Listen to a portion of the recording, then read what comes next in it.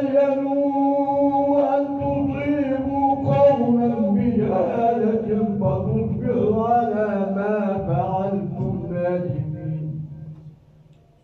واعلموا أن فيكم رسول الله لو يطيعكم في كثير من الأمر لعنتم، ولكن الله حبب إليكم الإيمان وزينه في قلوبكم وكره إليكم الكفر والفسوق والعصيان أولئك هم الراشدون فضلا من الله ونعمة والله عليم حكيم.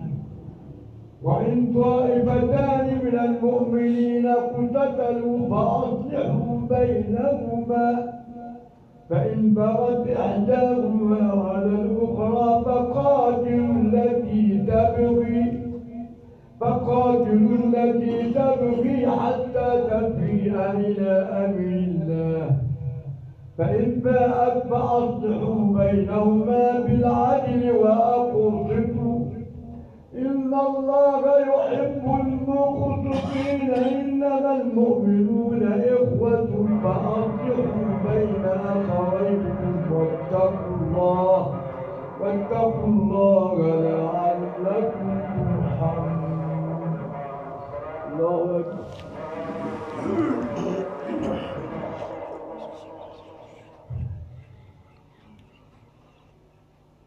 سمع الله لمن حمده.